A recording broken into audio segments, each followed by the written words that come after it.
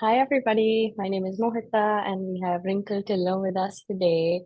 She's a student at Loma Linda University, and she'll be graduating very soon in May this year. So, thank you so much for taking out the time to join us, Rinkal. Thank you, Mohita, so much for having me. I'm so excited to be here and to meet with everyone who's here. Let's get started. Let's get into the meat of the things. So, tell us about your experience, maybe a little bit of your background, and then we'll get started on all the questions. Thank you so much, Mohita. Um, as Mohita said, we were together in college, but she was way younger than me. And I graduated in 2013. And then I moved to US actually, and I took part one. And then something happened in my family, so I had to go back. And then I didn't take part two. And then I moved to Canada after a while. And then I was just working here, and COVID happened. So I thought of applying to US schools. And I had already done part one. So I did part two and I applied. And I actually got admission in my first cycle. But because it was COVID, I didn't get to join the school. I got into UOP. And then I applied into the second cycle and I chose Loma Linda. Yeah, so that's a little bit, and then we'll further unfold as we discuss. Mm-hmm. Yeah, speaking of choosing Loma Linda, I had some people ask why did you choose Loma Linda over other schools? I didn't have a lot of choices, to be honest, because in the second cycle, I only applied to 6 schools. Mm-hmm. So I applied to Loma Linda, UOP, Colorado, Minnesota, and two others. I forgot which ones. And I was very interested in Colorado, and I got accepted in Loma Linda and UOP. And while growing up, I went to a boarding school in Dalhousie in India, and it was run by, sisters. And I loved that environment of discipline and, how it was, how warm people were. So when I was doing the applications for all the schools, my husband said, this is the school for you. This is where you will fit the best. And somehow when I was doing the application and then when I did the interview, I just felt it was the right place. Mm-hmm. Yeah, I'll explain further how the school is, but at that time, the only thing that I saw was that how it's so similar to my Catholic school in India. Mm-hmm. You Mm-hmm. know, it had to do a lot with the service learning, Mm-hmm. and I did a lot of service learning, not just to enhance the resume, but just it was in my family. We were doing lots of volunteering stuff throughout my life. Mm-hmm. So I thought that it would be a nice school. Mm-hmm. Thank you so much. That's a great story how you came through service learning. So can you talk a little bit about the program? How long is the program for international students and all those things? Yeah, so the program actually starts in March and we graduate in May. So it's like 2 years and 3 months, you can Mm-hmm. say.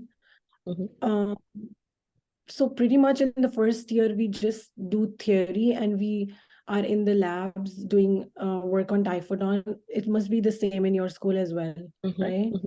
Yes. Yeah, and in the second year, yeah, we gradually transition into the clinic, starting with the exams. And then, of course, we start treating patients. So we have a big pool of patients. Sometimes we pray that our patient doesn't come, you know, we're so tired back treating patients.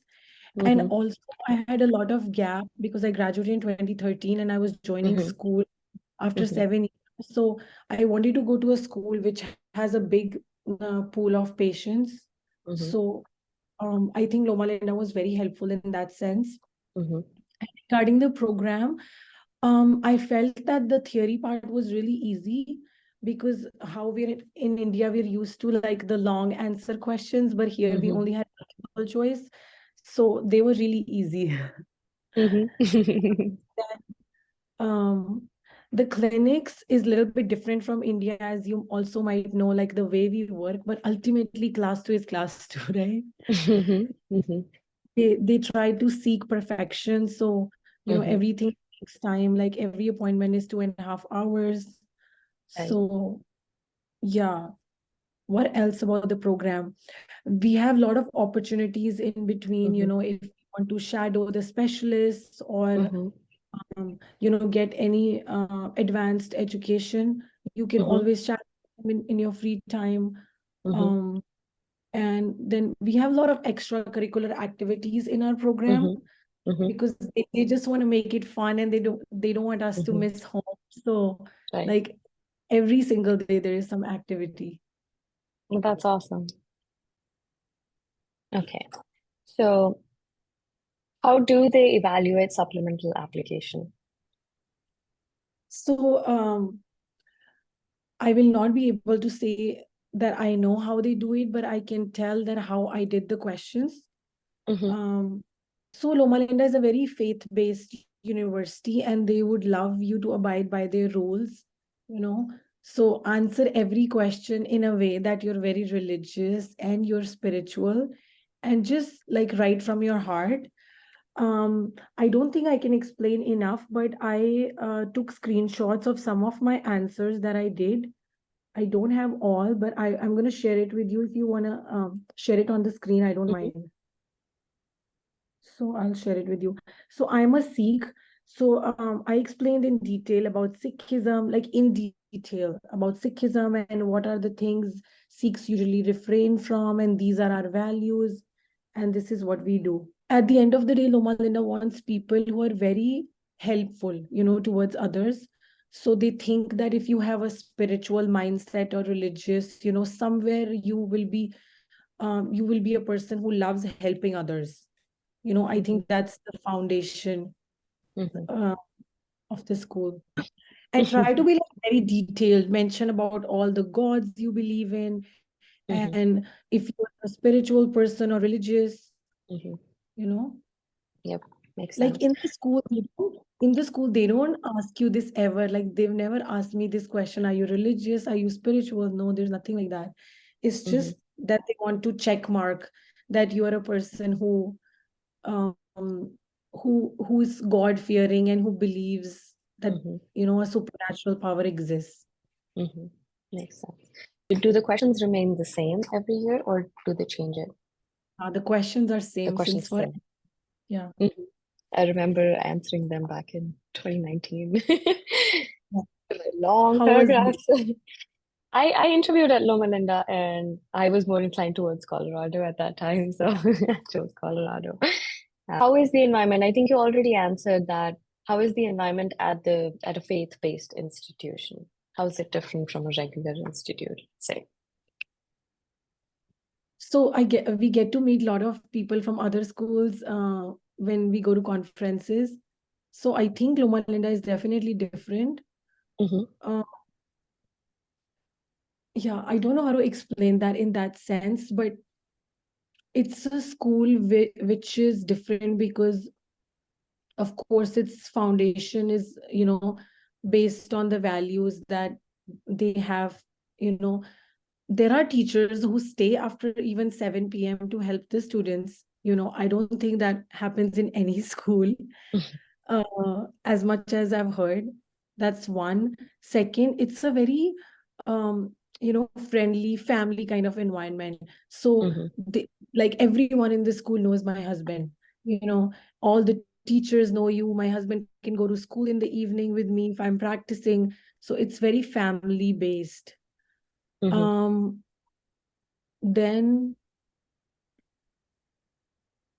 so they try to make, like I said, they try to make it a lot of fun. So we have a lot of things to get involved in the school. So everyone can come together and share and not feel homesick. Right. And then like everyone has an image that it's a very strict school. It's not at all strict. You can wear whatever you want, you can eat whatever you want. The only thing is the cafe that we have is vegetarian, and it's all vegan. And yeah, there's no meat. But if you eat meat, you can bring it to school and they're not going to say anything, right? Like in your lunch box, you can get meat. Yeah, but you should refrain from drinking alcohol in the campus. Of course, as a student, you're not That's going the to. same throughout. Yeah.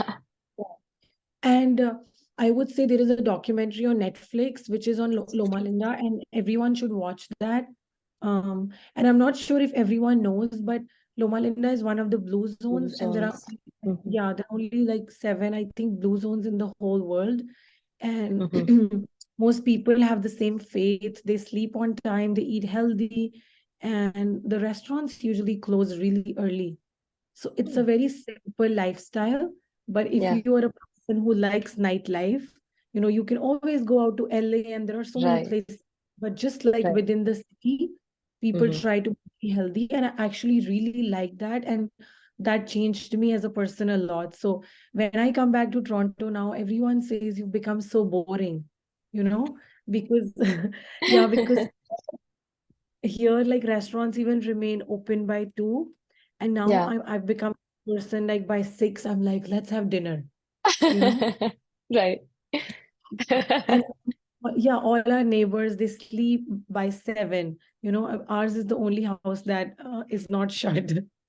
So it's a very different lifestyle, um if I put it that way. Mm-hmm. But it's your choice. If you don't want to live that lifestyle, that's okay. Because Mm-hmm. as you move out of the city, like within 5 minutes, you're in Redlands, within 15 minutes, you're in Riverside. So Mm-hmm. it's totally different. Okay. Wow, that's exciting. Thank you so much for sharing that. Because I think lifestyle choices, I haven't watched the documentary yet, but I read Ikigai, so I read about the blue zones and I saw that Loma Linda was one of them. So yeah, for Yeah, those of you who don't know about it, do check it out. Can yeah. you please Blue zone is like people live there for more than 100 years. 100 years, right? And I believe that Loma Linda is the only one in the United States. Yeah, yeah. In Mhm. North America. Yeah. North America. Wow. All right, there's so many questions. So, and a lot of people shared that the supplemental application fee is $150 for those of you who wanted to know. How is SOP for Loma Linda different from a general SOP? So the SOP is not different because you're going to put it in the common pool, right? Mm-hmm. So it has to be the same SOP. The You same as cannot, CAAPID. yeah, you cannot specifically direct it to Loma Linda, right? Then other schools might Mm-hmm. not like it. Right. Yeah. I know there are some people who just apply. I know one girl, she only applied to Loma Linda and she got accepted, and her SOP was very directed towards Loma Linda Mm-hmm. because she was probably staying there, she was visiting the church every day, she was meeting the teachers in the Mm-hmm. church. So she had I would say she had already developed a lot of family there, so she only applied to Loma Linda. Mm-hmm. Mm-hmm. That Yeah. makes a lot of sense. Also, I think if you want to get into Loma Linda, it's a good, maybe it's for every school, that you should visit the school, you should meet the teachers, and Mm-hmm. maybe around the campus, like meet professors so they know you're familiar with the environment and the culture. Mm-hmm. Yeah, I think I agree on that. Obviously, with a lot of limitations for people who are not living in the US, it can be difficult. But if you can visit the school and get to meet the faculty or the students, we highly recommend that. I personally couldn't really visit any of the schools because I was in India when I was applying. But yeah, I wish I had gotten that opportunity because that really gives you like a ground level idea of what the school is like. Do you even actually like it or not? Yeah. So yeah, that's a great advice. Yeah. I'll have a lot of questions to go through, so I'll be trying to go through them quickly.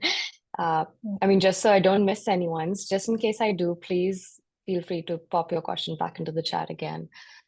How can a reapplicant improve their profile specifically for Loma Linda? Um, so I'll give you an idea. So whatever improvement you do, what I did is that I made a presentation of everything that I was doing during the year, and I kept like updating them. I'm not sure if they would get irritated if you do it a lot, but at least once, like after 6 months, just do it so they know that you're really interested in their school. You know, that's Mm-hmm. what I did.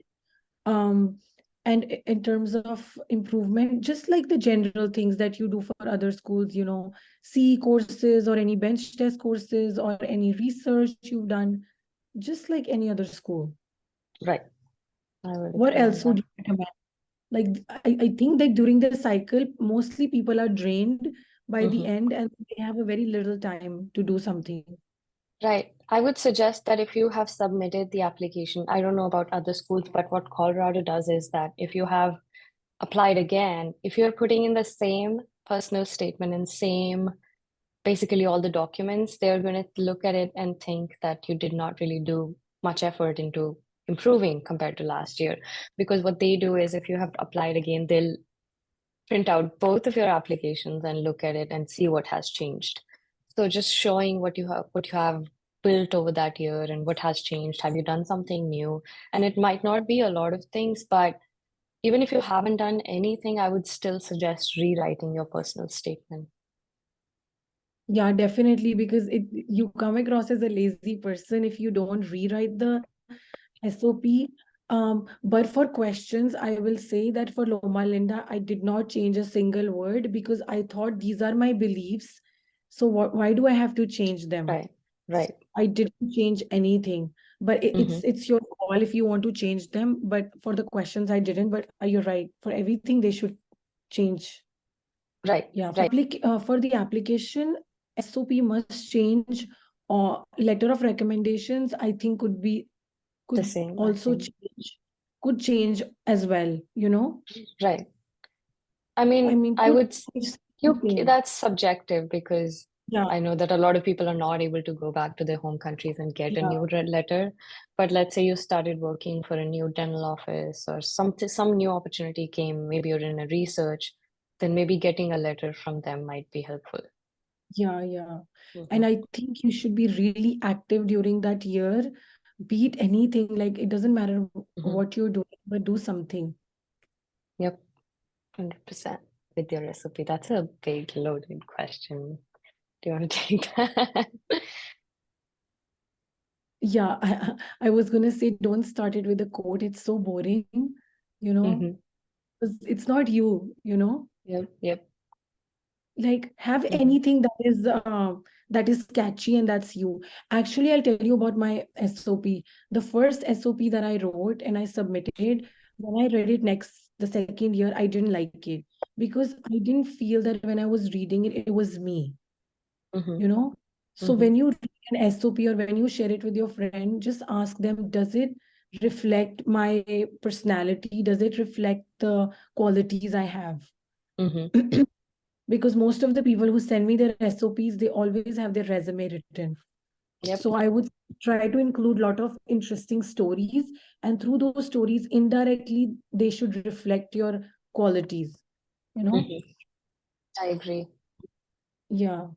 And then if you have somebody who's outside of dentistry, make them read it, like maybe your family members or friends who know you very well, so that they can see and, you know, look through it and tell you that this is not you. This does not sound like you. Because it has to reflect what kind of a person you are, because they already have all your applications, your answers, your resume. All they need to know is what you're like on paper, because they haven't had a chance to meet you yet. So you have to show it through a story. And I agree with what you said about sharing a catchy story, because these these faculties, they go through a lot of personal statements, hundreds at a time, and it's a part of their job, but they also have so many other things going on. So if you start your personal statement on a very boring note, let's say very like I don't want to say boring, but let's say something that is not very catchy, they're not just gonna toss it and probably not pay a lot of attention. They'll go through it, but it might not be something like your story should stand out from the lot that they're reading. So they'll be like, oh, that personal story. And And it has about adding, history, right? right, sorry, Sorry to cut you. It has nothing to do with dentistry. You can write about anything. not at all. I think you can talk about anything under the sun. And I mentioned this before, and I like to say it a lot, but think about how you would give, if you were to give a TED talk, how would you talk about your life? Anything in your life that has had a big influence on the kind of a person that you are, it does not have, it doesn't have to do with dentistry at all. Yeah. So I wanted to share this that first year when I wrote the story, it seemed like very superficial. And then the second year, I was thinking, what's the most like you said, what is one story that has changed you as a person or has influenced your life? And it Mm-hmm. was actually a personal story related to my dad and his sickness. And earlier people told me, don't write this story because they will think, you're trying to get their sympathy, right? But I Mm-hmm. was like, this is my story, this is what it makes me. And then I realized that in my interviews they were always asking me about that story, you Mm-hmm. know so Yeah. just be real. Don't listen to what people are telling you. Just listen to your heart. Mm-hmm. I think for somebody who's attended the first webinar, this is like a resonating theme that go with your gut. Do not listen to everything that people have to say. Even with the advice that we are giving you, there might be things that might not work for you. Just go with your gut rather than listening to everything that's around. Even for Yeah. me, my personal statement, the first time, obviously we go through a lot of drafts, but when I look at my personal statement, even the one that kind of got me, and I look back at it and I realize, and I'm like, this is so bad. This could have been so much better. And this will always be the case. Even if you get accepted, you look back at your personal statement because you keep growing, you keep learning. And when you're in the dental school, there's so much that you learn. And when you look back at it, you're like, what was I even thinking? Yeah, exactly. But imagine that thousands of people applied and they have to look, because sometimes I asked my director, and that how do you choose through these SOPs, and he says that it's hard. I wish when people, suppose if I recommend you, it's easy for them to go and read that person's statement, because Mhm. then it's less of a work, right? So Right. I would, if you have friends in schools, please ask them to recommend you, because then you get more attention than other people. At least for Mhm. Loma Linda, I know that Mhm. it works. Mhm. Not Like for I didn't have Colorado. any recommendation. Yeah, I didn't have any recommendation at the time, but I didn't know it Mhm. works. Okay. Yeah, I think Yeah. recommendations definitely work for some schools, and it's um not like you're trying to get in, but if there's somebody who can vouch for you and knows you in and out, they can totally talk to the faculty and tell what kind of a person you are and how amazing you are, and the school would be lucky to have you. So again, the verbal recommendation, as they say. Yeah, like they don't accept you based on the recommendation, but at least they look at your They'll look application. into it. Hmm. Yeah. Yeah, things are a little different for Colorado because they don't really take recommendations. They're very unbiased and they want to do their own process. So yeah, they used to have the current students on the interview panel, Yeah. but they stopped doing that because they would only take alumni just to have like a completely unbiased opinion on the Yeah. applicants. Right. All right. Oh, but they do that for the interviews, right? They take the Mm-hmm. alumni for the interviews. Alumni for interviews. They used to have students as well, but they're only taking alumni for now. Yeah. Right. Can you please talk about classes, how difficult they are, and say if you're struggling with a specific procedure, how is that managed? Oh, so like I said, because I don't know, maybe we are from India, so for us theory is easier. So didn't have any struggle with that. But if I don't think you'll have any struggle with the theory, because it's just multiple choice and you have to like pass. But usually everyone Mm-hmm. gets really good grades. But if you're talking about any procedure, Mm-hmm. like for example, crown or class 2 in the lab, Mm-hmm. then like you get a project and you have to complete it. But if you're not able to do it, you can reach out to your professor and you can be like, I don't know this, and they'll give you an appointment and then they will help you during that time and they'll teach you. Or we have labs, and usually like we have like 5 6 teachers who are Mm-hmm. attending us during the lab, and every 5 6 students have a teacher assigned, and we're preparing, and then we can ask them questions and they come to our chair and they help. I'm a very irritating student because I ask a lot of questions. So every single thing I would go and ask, why not this, why that, and then the teacher would come to my place and just teach me, this is the reason. So you can be very annoying and they will love it, because they're very passionate about teaching.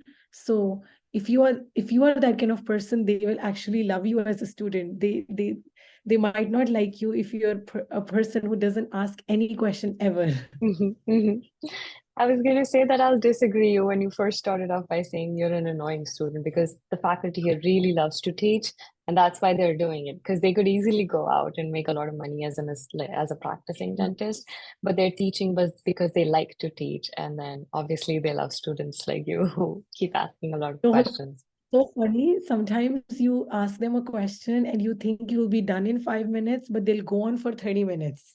You know? Yep, yep. You're like, And okay, you're that that might annoy your classmates who are like, we're in the line because we have favorites in professors who we want to learn from. I guess that's the case with you yeah. guys.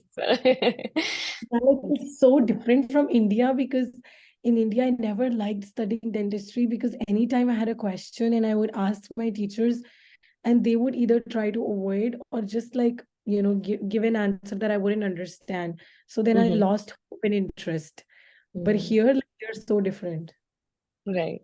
I think I was a little scared to ask a question when I was in school too, but I think that changed a lot, especially in dental school here, that as they like to say, no question is ever stupid.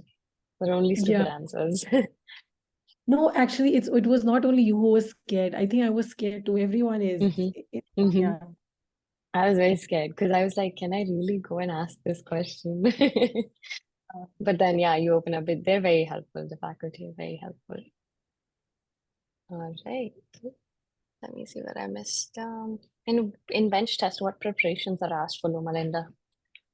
What was your So TOEFL for score if you bench, want to? yeah, for bench test only class two.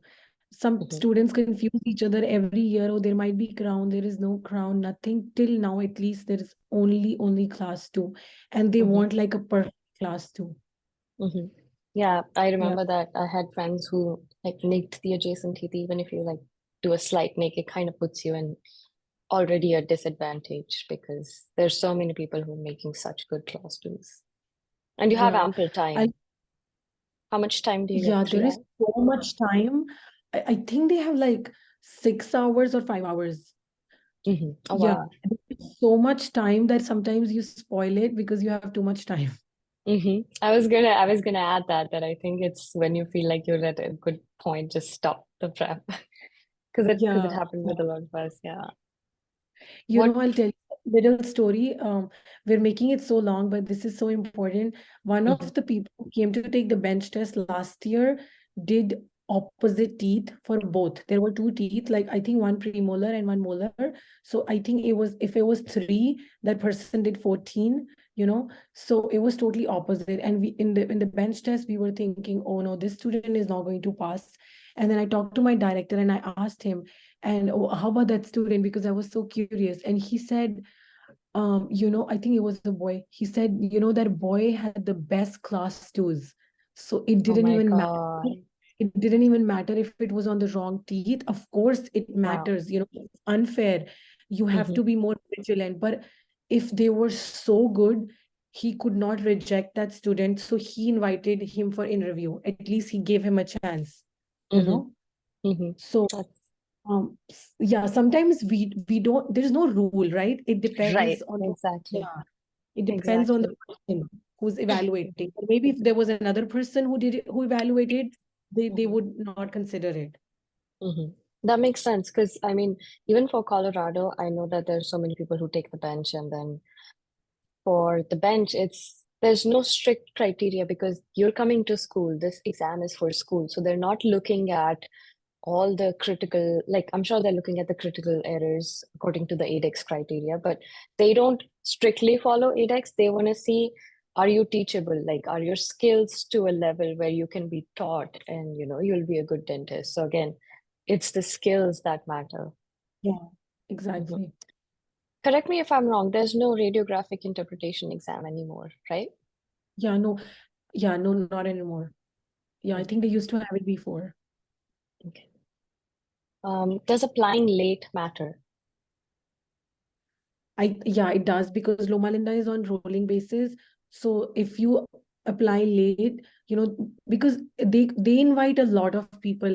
That's one thing that I love about Loma Linda, that sometimes if you don't have the best of profiles, you don't have the best of GP or even TOEFL, they invite a lot of people because they think that these people, might not be good on paper, but might be good in person, Mm-hmm. so Mm-hmm. they invite so you can appear in the bench test, so we have a lot of people appearing in the bench test. Mm-hmm. How many people? Two. I know that quite a lot. I saw a lot of people when I was there. Yeah. So they have 4 sessions, Mm-hmm. um maybe like 60 people in one session. Okay. So I want to say 60 to- 240.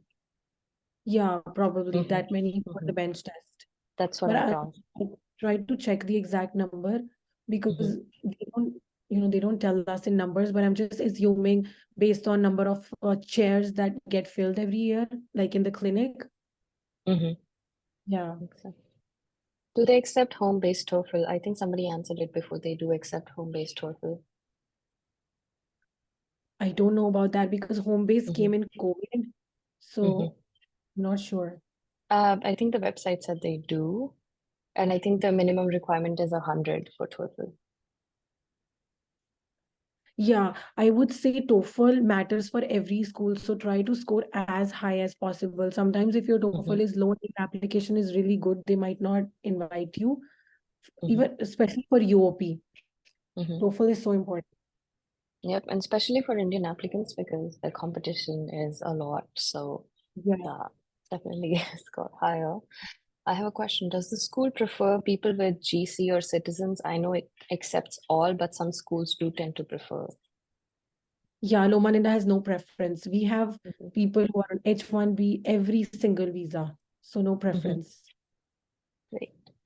Is extracurricular skill important to making a strong CV? Yeah, for every school, I think it's Mhm. important because it makes you an all-rounder, and that's what they want. They just don't want a studious person. It could be Mhm. anything like sports, leadership, anything. Makes sense. Hmm. What is the definition of a good LOI? Um, about LORs, I will say that, for example, if 3 teachers wrote for you, somehow the personality should, synchronize. Like if Mhm. one teacher says that I'm very punctual, and I love helping others, but the other person has totally different qualities mentioned, and if they don't synchronize, they're not able to know you as a person. But imagine if 3 of them synchronize a little bit, you know Mhm. it, it shows them that okay, these are true to the person, and also they are like real. I think that's one. And secondly, if they have any stories to mention, that Mhm. is perfect because that's interesting and also looks real. Mhm. Rather than talking about how hardworking, how passionate, how so and so adjectives you are, if they talk about how you display those, like if there was something that you did and that really created an impact on them, definitely a go-go. Yeah, like you went out of your way to do something, so let them mention that. Hmm. And it's okay to remind them of it, that if they're writing it for you, that this so and so happened, this is my personal statement, so they might see, not personal statement, you can give your CV and then they can have a look in it and find something that maybe you presented a poster in, let's say, endodontics, and you are getting a letter of recommendation from somebody in endo, and they remember that you did it, so they can really talk about random things. This was just an example. Yeah. Actually, when you present a poster, for example, they are not looking for that you did this presentation. They're looking for so what efforts did you make? Were you in touch with your professor? How did you socialize with other people? Like, did you Hmm. help anyone along the way? So those are the things that will help them know you as a student because there will be so Hmm. many people presenting posters. Yep, definitely. Can alumni recommend us? Can the Yeah, I alumni recommend? think, yeah, they can write an email to the Okay, coordinator.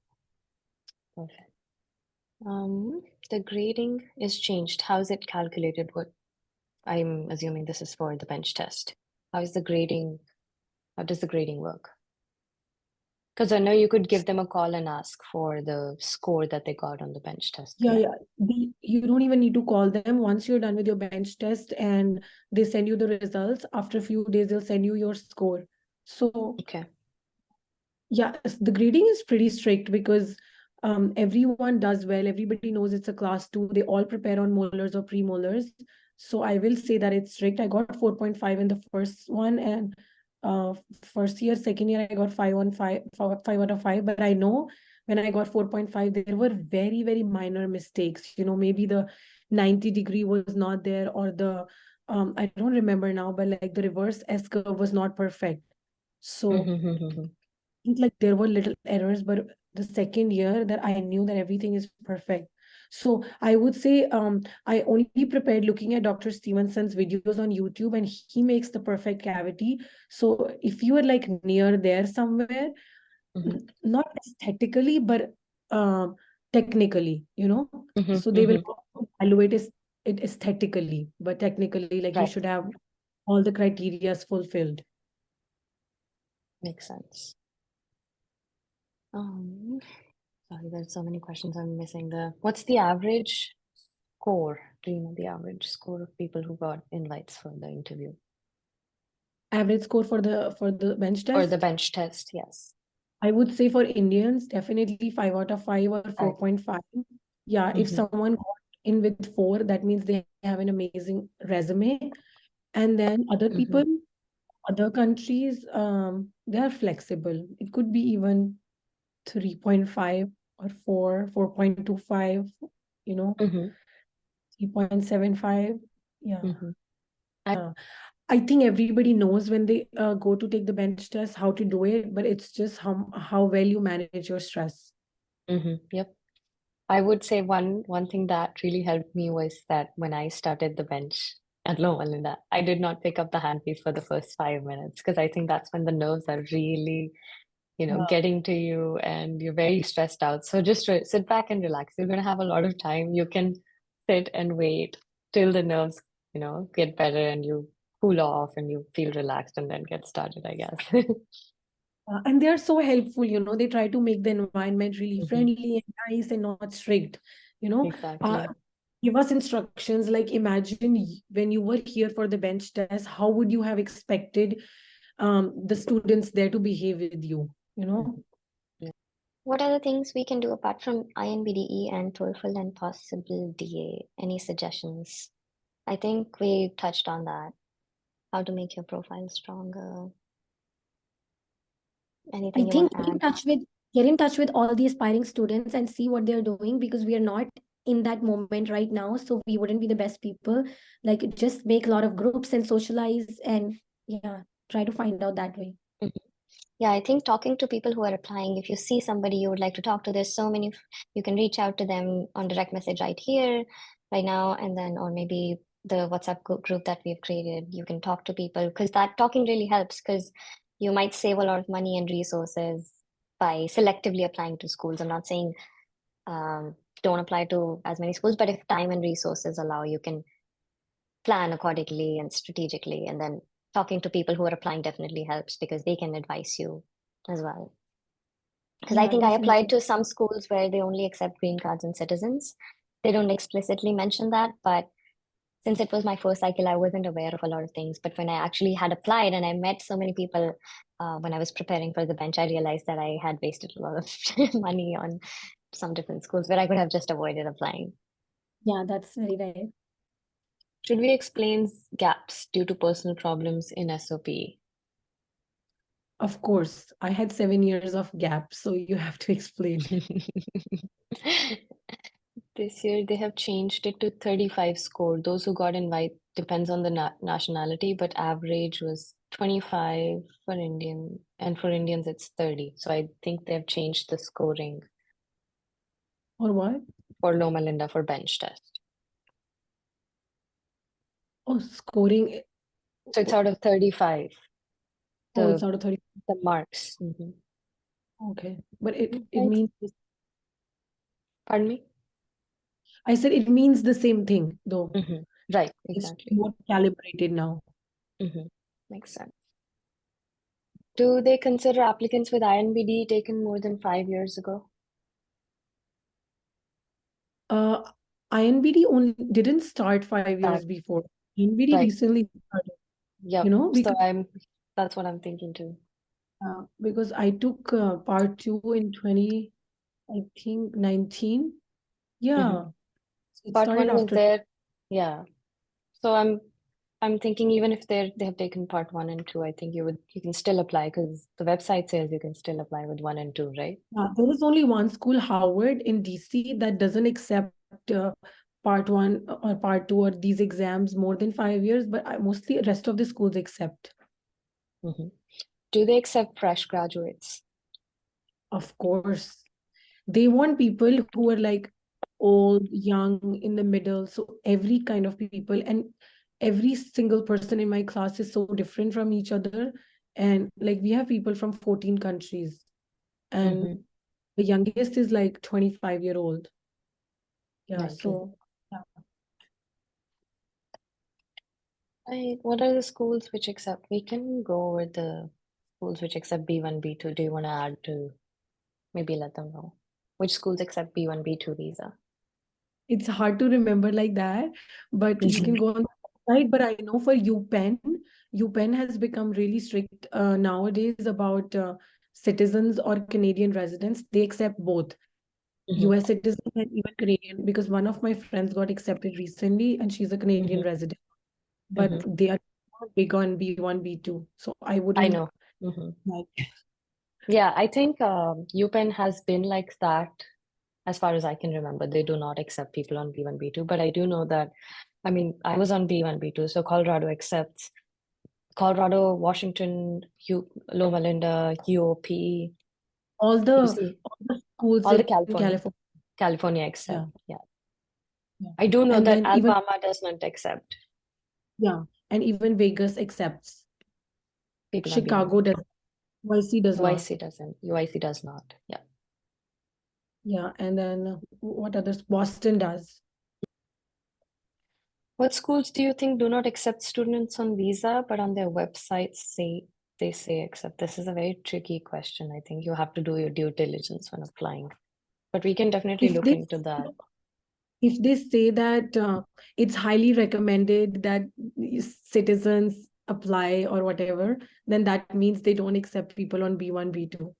Yeah, they probably, yeah. If they say they accept visas, yeah, if they say just without any reservations that they accept visas, then they probably do. Yeah, like don't look for the word not. If it says highly recommended, means they don't take B1. You might be an exception. So if you want to take your chances, you can do that. Yeah, but I think Colorado and Loma Linda, they just want good students, and they have students who straight away came from India, like you came, right? Straight from I India. came directly from India. Yeah, even in my class and in my school, people are there who came straight from India. Yep. Even now, like Colorado accepts a lot of people. But they don't look at your applicant visa status. Like that's not something that they would see. They would look at your profile and then see if you're like, it doesn't matter. Your profile Yeah. matters. Okay. I know we're already past the 1 hour mark, so if you're willing to take more questions, we can do that. Or It's okay, I have all the time. Don't worry. perfect. I'm sure all the applicants love that. Do they accept waitlisted candidates? Yes, because first year, if you're waitlisted, second year, you have 90% chances of getting into the school because they prefer you over the new students. Makes sense. Yeah. Let's see if I missed anything. Does ADAT matter to bolster resume as a reapplicant? Loma Linda is not big about ADAT like Michigan is, but of course, if you have a low GPA and you want to take ADAT and you get a good GPA, so at least it can compensate for that, right? And anything more and more is good for your profile. Yep. the more the better. A master's, and people told me you'll never get into school if you don't do master's, but I just didn't want to do something that I don't like, and I Mhm, want to just do for the resume, you mhm, know? mhm. I would really like to bust that myth because I was told that even if you don't have masters, you should do a preceptorship or you should have more clinical DA experience and research experience. I want to say I did do a research and I was a part of a research lab, but I never published anything. I had zero publications on my profile and I still got 5 interview calls. Yeah, So I same think, here. I did research and it was never published. mhm. So again, a lot these things are out there that you need to have a publication. If research is not something that ever interested you, you don't have to do it. Yeah. Yeah. Also, just don't do what other people are doing, because then why will they accept you, right? Mm-hmm. Do Yeah. something different, and that's cool, you know. There is a guy in my class, actually, he's Indian and he got accepted in the first cycle. I think Rinkal got cut off.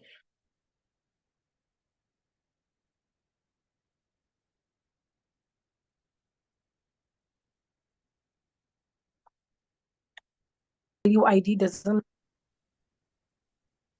oh, that doesn't let me stay for long. Okay, no worries. It's funny because we from Denver get like a full Zoom access. Yeah. I'm glad you could make your way back. Like Wrinkle's like, I'm out of here. So many questions. No, I Of love all things. So, and I have time right now. So, as long as we can help someone. course, I have the link to the WhatsApp group. Can you see the questions? I think you can't really go back to the chat, or can you? Yeah, no, I can't. I just opened my chat and there are only like 4 questions. No worries. I'll try to go through them. How many months or hours of shadowing is your best bet to apply for schools? There's no magic number, honestly, in my Yeah, opinion. yeah. But usually they prefer something that you do with your hands rather than just, shadowing, Hmm. right? Like Hmm. if you can only do shadowing, of course, that's good. But if you can do something more than shadowing, it's just like dental hygiene is better than assisting is better than shadowing, right? Yep.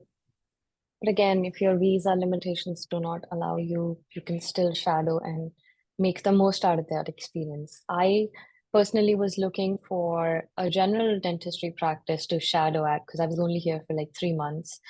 And because I can't really do much like on a clinical level being a shadower. But I think that I was able to like form good relationships with the team. I really enjoyed being a part of that team. And the dentist wrote a letter of recommendation for me. So I think the quality matters more than quantity is what we're trying to Yeah, say. yeah, exactly. And the purpose of shadowing is mostly to get a good letter of recommendation from a US dentist. Hmm. And also, I think I had an interview. My Loma Linda interview was actually before my shadowing experience. And I felt like there were so many things that I did not know that I knew after shadowing, like how insurances work, how payment plans work. Because I remember I had a question on my interview in Loma Linda. Let's say there's a patient who is not able to pay and they keep defaulting, and then I think like how does it work? How do you go about it? So I did not know anything about payment plans, that he could have set up a payment plan. And like my answer was very vague, I believe. Like, but after it shadowing for a few months, I had a much better idea of how I could have approached that question. Yeah. And also, when they interview you, they can tell if you actually got this experience or you just put it there. So I Hmm. would say if you didn't anything, don't put it, because if you're not confident in the interview, you lose everything. Hmm. You lose trust, and then definitely 100%.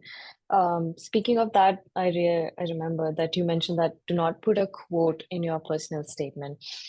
I remember that like it might be different for Colorado, but I think there was somebody who was interviewed for Colorado a few years ago, and this is something that a faculty shared with me. So they had put a quote that the faculty really liked, and it was one of his favorite quotes. So when he interviewed the candidate, he talked about the quote, and the student did not remember the quote. So it was a very like Mm.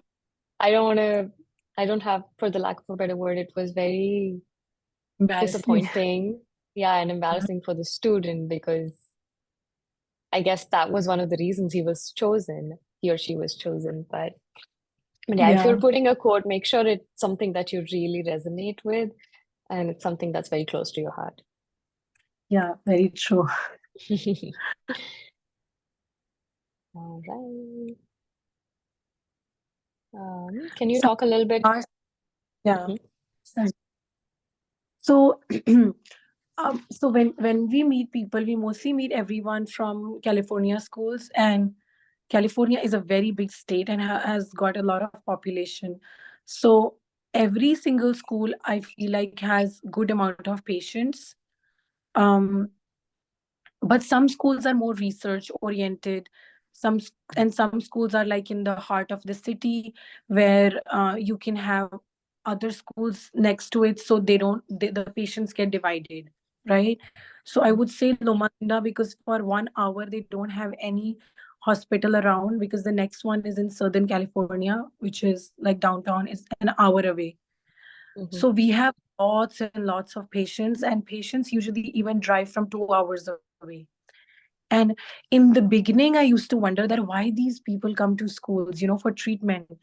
And then I realized that they are so frustrated with the private dentists so many times, because they don't agree with their diagnosis and they think they're overdiagnosed. So there are people in Loma Linda who've been coming to school since 50 years. And like Wow. they tell me, this is how the school looked before, this is how it looks now. And I feel like I'm so new, and they have been here forever, Mhm. and they say, oh, you are my 10th student. They so many students. So I think the school has maintained its reputation over time in the area around. So people have been repeatedly coming for years, and then they refer their friends. So that's why we have a lot of patients. Mhm. To add on to that, I think a lot of like you can talk about your experiences and compare it with different schools, but I think all schools are pretty much the same, and you wouldn't know until you actually go into the school. I mean, you can get like a vague idea of things happening, but Yeah, as Rinkal mentioned, you definitely want to look into consideration how many dental schools are in that area. And if they have a big class size, there might not be enough patients. So going back to asking questions to people who are actually in the schools really helps. Talk to them, yeah, see what kind of exposure they are getting. So try reaching out to the schools, students or alumni where you're most interested in. And yeah, like for Colorado is the only school in the entire state. And then we also have like people coming from Wyoming to get dental treatment done. So only because there's lack of resources for they don't have the money, but the dental treatment is expensive everywhere, so they might choose to come to school and also to get like a unbiased opinion on how things should be. yeah. I recently attended one of the CDA House of Delegates, and there were a lot of dentists from different schools. Like they were older, of course, they had their own practices, and they were asking me how many people in my class want to do residency. And I told them that maybe like 5% or even less than that. And they said that we've heard that Loma Linda prepares their students in a way that they don't feel the need to do residency. This is what their impression was. And they said, what is that you do in this school that the students feel so prepared? So I didn't know that that's the image that everyone has outside. So I could just tell them what I feel is, if you want to do an implant case, like, so now we're allowed to do implants. So if I have enough knowledge and if I feel confident, I can go and do an implant. So before I graduate, I can do whatever I want. Any procedure that you feel and you can go ahead and do it. So at least that's the liberty that the school gives you. Oh, there is one thing that I don't like about my school, and that's the endo part. Because we have so many endo patients, and they always give them to the residents, and we don't get to do of that. And I didn't know that before I joined school, but I don't mind sharing with everyone that we do very less endo. Mm-hmm. Yeah, but things you can do whatever you. Mm-hmm. I think I've talked to a lot of people from different schools, and majority of the schools do not give you a lot of endo experience. We have a very famous doctor, Dr. Joseph Can, who's known all over the world for his research on implants. So he's very open. Anyone wants to do implants, and we have so many implant patients. Wow. That's something that we don't have in Colorado. Like we are only allowed to restore implants. We cannot surgically place implants. Okay. So that's a Yeah. good thing to know about Loma Linda. Should I even be asking this question? Are Yeah. Canadian residents preferred over US visa holders like H4, as I can apply either way? I think for Loma Linda, no preference for visa or anything. Mhm. Yeah. You might have, H4, I'm trying to think.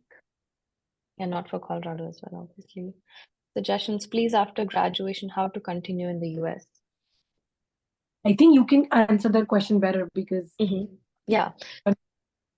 So depends on the kind of visa you're at. So I was on a B1, B2. So I transitioned from B1, B2 to an F1 visa, which is a student visa.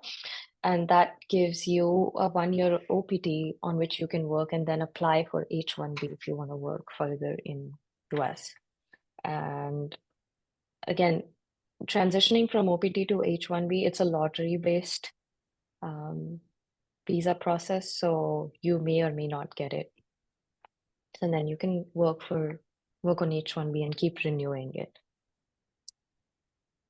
If that answers your question. somebody asked, how is oral surgery in surgery. LLE allow for shadowing in ORN clinics? Do you mean like when you're already a student or when you are not a student yet? So please clarify that. And then, yeah, attending the open house at Loma Linda definitely helps because you meet with the faculty, you meet with the students, and if you talk with other 31 students of my class, they will have a different perspective about LLU, so everyone is so different.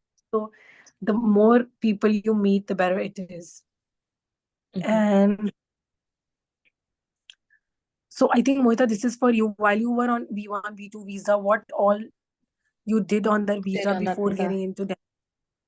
Honestly, not a lot because obviously you want to look at what restrictions you have, so you can't really work. So I used to shadow an endodontist, and I shadowed a couple dentists in California and New York because I was like going to these random places. What you can do is you can attend all these conferences that are out there. So I attended Greater New York Dental Meeting twice back in 2018 or 2019 and 2018 and 2019. So that really helped because I was able to connect and network with a lot of dentists out there. Greater New York is one of the biggest dental meetings in the US, and you get to meet like so many people. You get to see all the dental products that are out there, the latest innovations and developments, and then you can get CE credits for courses that you volunteer at. So if you choose to volunteer at the conference, and volunteering means being there for a basic tech support or being just being there to see the CE courses going on smoothly. And if you can do that, you get free CE credits for that course, which would otherwise cost you around $300-400 to attend. And then just shadowing. And then I used to volunteer at like soup kitchens, or because I really enjoyed doing that. I love meeting new people. So I used to meet so many different kinds of people. And this was also before COVID. So there were no restrictions and where I could serve as a volunteer. So I volunteered at different places in New York. If you're in New York, there's this website called New York Cares where you can sign up for different projects. So I volunteered with cleaning up a lawn in an elementary school, and then I volunteered in this food distribution. So I really wanted to get the experience of what it's like to be in the US. So that was my first time, and I really enjoyed that. Yeah, I think you mentioned a great point that like people were asking what they should do to enhance their resume. They can literally do anything, you know. Don't just look at shadowing they can do all this fun stuff, right? Because we've never done that in our home country, you know. We are so pampered. So when you come here, you can do that, and it's just an experience to talk about.